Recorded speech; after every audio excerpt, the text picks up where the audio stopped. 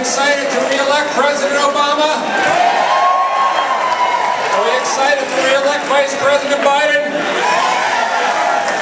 Well, welcome delegates. Thank you all for being here tonight. I want to welcome my garden state of New Jersey, state of New Hampshire, North Dakota, Wyoming, Georgia, Oklahoma, and Connecticut. Welcome everybody. Thank you for being part of this historic convention. We're very honored tonight to have a fantastic guest speaker. I think you all know her very well. But before we get to hear the Chairman Raymond Buckley and then our National Democratic Chair Debbie Wasserman Schultz, I have some housekeeping I have to do. The Party You're At. The Party You're At. We've had lots of people who have helped out with it. I'd like to thank our sponsors, CME Associates, FedEx, McCarter and English, the New Jersey Democratic State Committee, Comcast, Centene Corporation, DS Political, Meyer and Associates, Scott Bauman, the New Hampshire Democratic Party,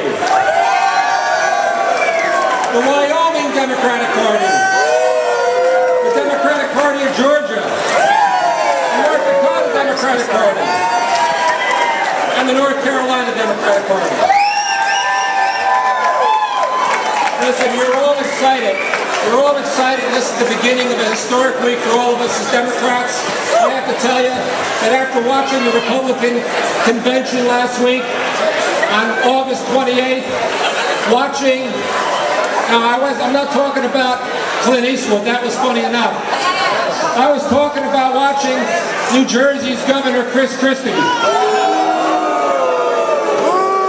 You know what was really amazing is that the governor of New Jersey gave a keynote address, and he didn't talk about their nominee, he didn't talk about their vice presidential nominee, he talked about himself, and he talked about a state that he wished existed, he talked about things he wished he had done, but the fact of the matter is he neither had the message nor the ability to give a message, and so we know that we have the right message, we know that we have the right candidates, we know that we have the right message for our country.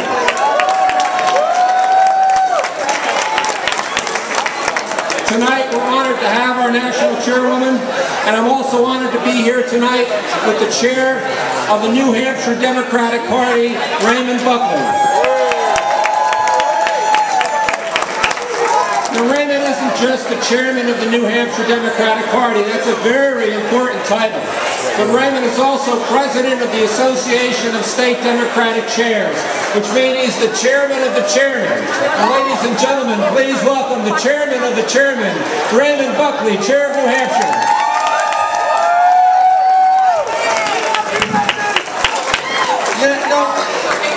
I know you gave a little bit of applause for John, but come on, Jersey, give it up for your state chair!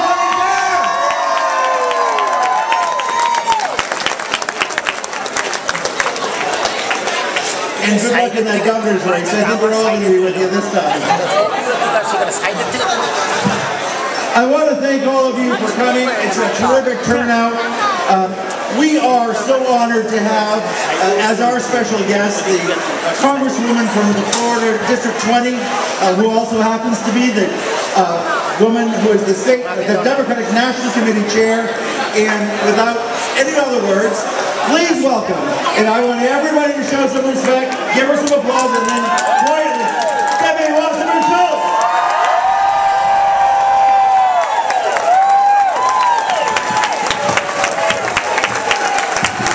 Come on, Ray, you know me better than that. I can't stand still, so I'm going to have to take the mic out and make sure that everybody here tells me that you're fired up and ready to go.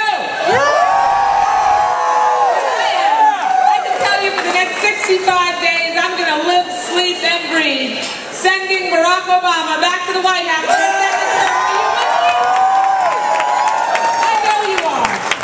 And, you know, I thought Governor Christie, Governor Christie's speech was interesting, to say the least. Notable that he said "I" 37 times, and the name of he who shall not be named 7 times. Interesting ratio when you're the keynote speaker of the Republican National Convention, and we know that there are lots of other differences that will occur during our convention this week compared to the series of special interest-funded, corporate-infused, invitation-only, smoke-filled room type events that happened in my home state last week. Because we know tomorrow we'll open the Democratic National Convention for 2012 with a celebration of the Carolinas, a community festival that invites the Carolinas and all individuals in this region who want to be a part of re-electing and renominating Barack Obama President of the United States to come join us. And this convention will be the most inclusive, participatory, community-oriented presidential nominating convention that any of us have ever seen. And we'll close out our week on Thursday with Barack Obama accepting our party's nomination for the 2nd time at Bank of America Stadium in front of tens of thousands of Americans.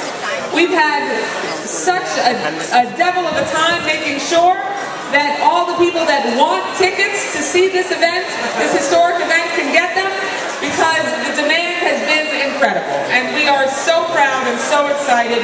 I've been privileged to be chair of the DNC and to work with these 3 gentlemen for many months now, 16 months. And I'll tell you folks, when the President of the United States asks you to do anything, the answer is always yes. But I'm so proud that President Obama asked me to watch his back, be his political voice, help bring him across the finish line, and chair the Democratic National Committee. It's been an incredible privilege. Thank you so much. So, you know, the other interesting point, John, that I think it's important to mention is that despite Governor Christie's best efforts, I have a hunch his candidate won't be winning your state.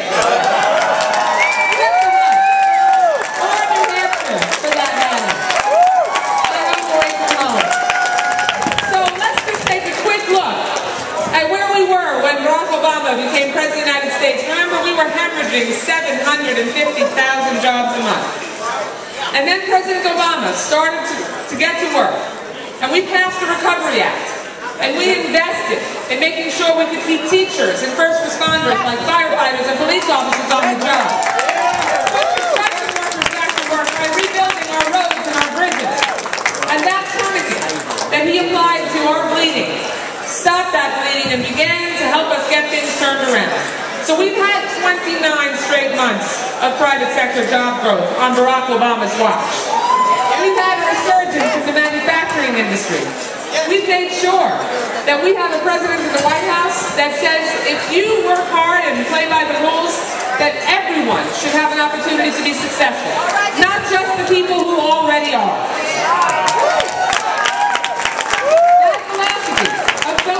Millionaires and billionaires and ensuring that they can do really well and do even better, that would take us back to the failed policies of the past that nearly crashed our economy and got us into the worst economic crisis since the Great Depression.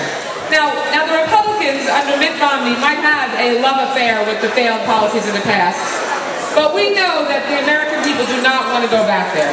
We're going to make sure, all of us, over the next 65 days, if you feel like you've already worked as hard as you can, dig deeper and work a little harder. I need you to look at your calendars and tell me how much of each of the next 65 days you're going to be able to give us so that we can carry Barack Obama back to the White House for a 2nd term and keep moving